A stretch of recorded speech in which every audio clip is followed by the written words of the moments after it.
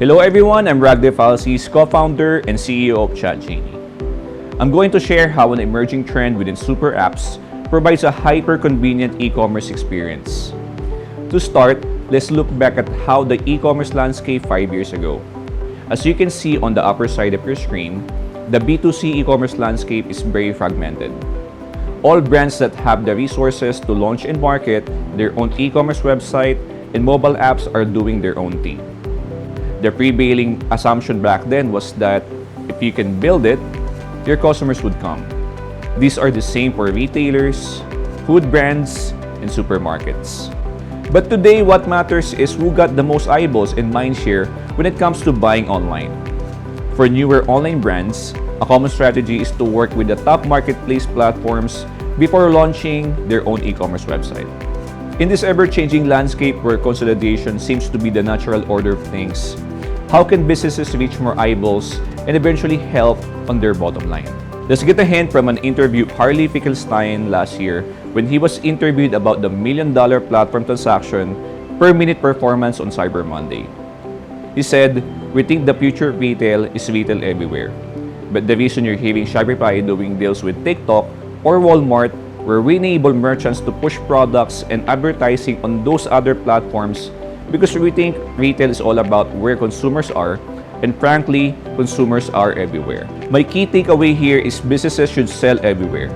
When I say sell everywhere, I meant sell where your consumers are. If your consumers are on social media, messaging, live streaming apps, then you should sell right inside those platforms. He briefly mentioned about TikTok. Does it mean selling on TikTok? Can we sell on TikTok? Is that even possible? The answer is yes and no. At least not yet. TikTok Philippines is still home to short-form video contents about dance challenges and other binge-worthy content. But TikTok China or Douyin is different. It has an embedded e-commerce functionality along with the short-form video content that you'll see on your feed. Instead of seeing what kind of video filter they use, you can see the link of the product that the content author is promoting and selling. Tapping the link will lead you to the product page where you can see the product photo, description, price, and also a button that will lead you straight to checkout. This has been available in Douyin for years. They now have different execution types for this e-commerce integration. In this slide, you can see the bigger product banner after the first video loop. Once tapped, it will lead you to the product page and then checkout. Again, these are all happening within the same social media app. No link outs. This is also the reason why influencers locally, called as KOLs, are making a killing in China. Apart from getting views and likes, influencers can sell products within their Douyin profile pages. Douyin users can also search products via app search bar. Another interesting case study is how brands are working with top celebrities on Douyin. Li Xiaolu, one of the top 3 celebrities on Douyin, sold over 323 million worth of goods on Douyin in just 4.5 hours. How is this all possible? This is all possible with the technology called mini programs. It's a miniaturized app within mobile apps.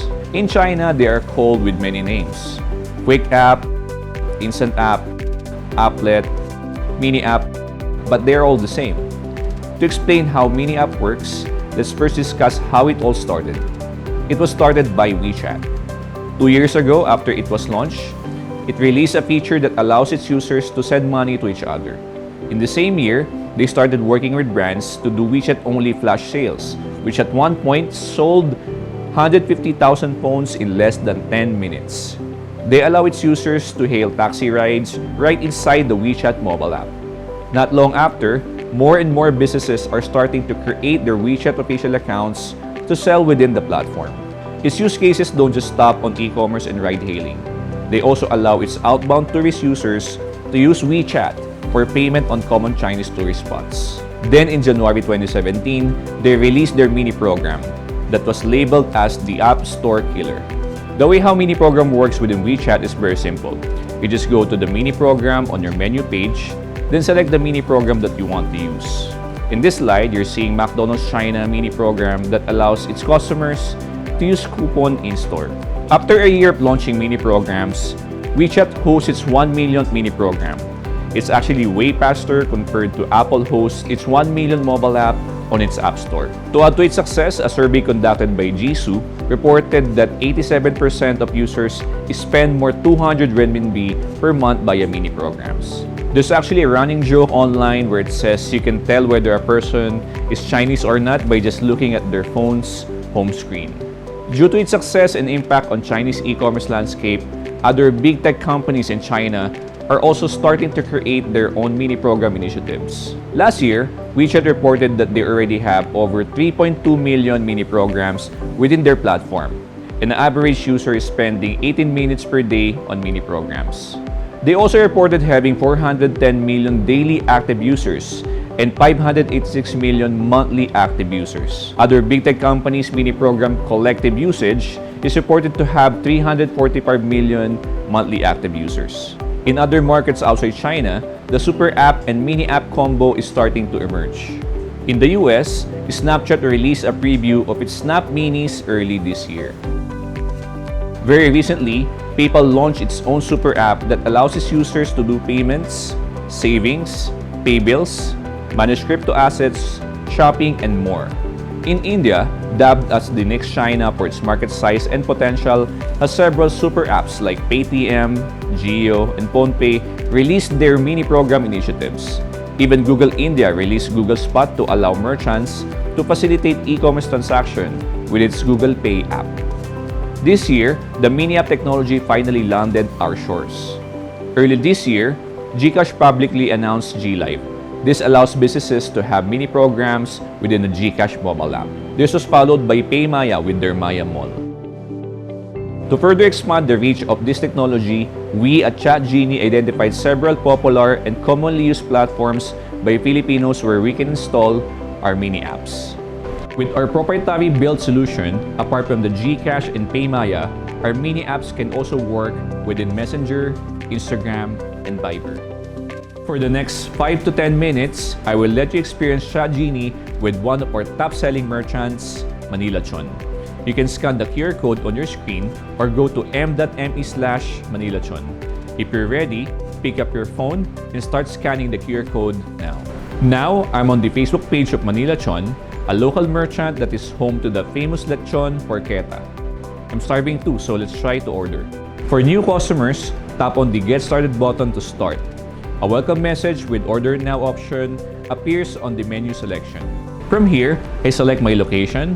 The user interface is very familiar with the same as how you would navigate any e-commerce platform. You will notice that I'm browsing through the products while I'm inside the Messenger platform. I tap on the product that I want to buy, select the quantity, and then click Add to Cart. I view my cart and check if my order is correct. And then, I proceed to checkout. Checkout with ChatGenie is very easy, and the user interface is something that mobile users are used to navigate with. I enter my delivery and billing information, and then tap Continue. Next, I will select my preferred shipping method. For same-day delivery, we are working with Grab Express and Lalamove. For non-food, we have a partnership with JNT Express and Ninja Van. Merchants can also customize the shipping options if they prefer store pickup or any of their preferred shipping partners. Then, I will now select my preferred payment option. Currently, we're working with the popular online payment option providers like GCash, BPI, and PayMaya. This means that customers can pay whether they're using credit, debit card, or mobile wallets. Finally, I'm in the order summary page where I can review my transaction details. Once everything is okay, I will tap the Place Order button to execute the order. Again, all inside Facebook Messenger. The experience is the same with other supported platforms such as Instagram, Viber, GCash, and soon, other super apps. With ChatGenie, we can allow businesses to expand their reach by opening mini apps or sales channels within our supported platforms. To complete the solution, we also built a dashboard where businesses can manage orders that are coming from Messenger, Instagram, Viber, GCash, PayMaya, and soon on other super apps. You might be wondering, how can you combine this with what you currently have? The answer is simple. Just sell everywhere possible. If you're already selling on marketplaces or food delivery apps, just continue doing so.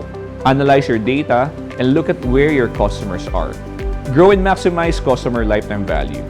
And finally, own your customers. Thank you. Hi everyone, my name is Kel Pascual and I'm the owner of Manilachon and a very, very satisfied merchant partner of ChatGenie. When the pandemic struck, ChatGenie was able to help us pivot our way into the world of e-commerce. But fortunately for us, they were able to provide a very user-friendly interface for us and for our customers. From placing their orders to collecting cashless payments to dispatching our orders to our partner fleet of riders, ChatGenie was able to do everything for us in a very short span of time. So we're very happy that ChatGenie was able to help a lot of small businesses like us during these tough times. Thank you. Hi, I'm Martha Comia. I'm one of the third generation owners of Marikina Bakery. When the lockdown happened, we were actually very lucky that our LGU did not close our store, so we continued our operations. The problem was, immediately nung lockdown, we had a lot of orders that came in through our Facebook page Messenger, our Viber, our landline, even text messages, and even my personal mobile number. I was the only one who was handling all the orders, and may mga times, there were days na I received thousands of messages. I had a hard time handling all the orders.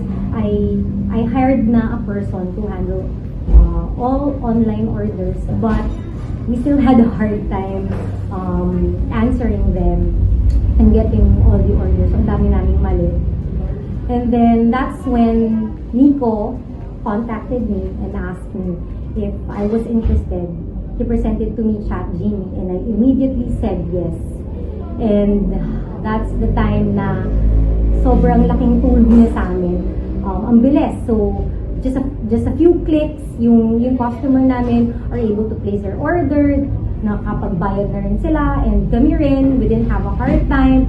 Just, one notification, you're able to jot down all the orders, place it sa kitchen namin, and alam na namin agad if they paid na or not. So, sobrang laking tulong niya sa amin nung pandemic up until now. That's why I am very grateful to ChatGenie and Nico, salamat kasi present mo sa amin. So, ChatGenie, thank you so much.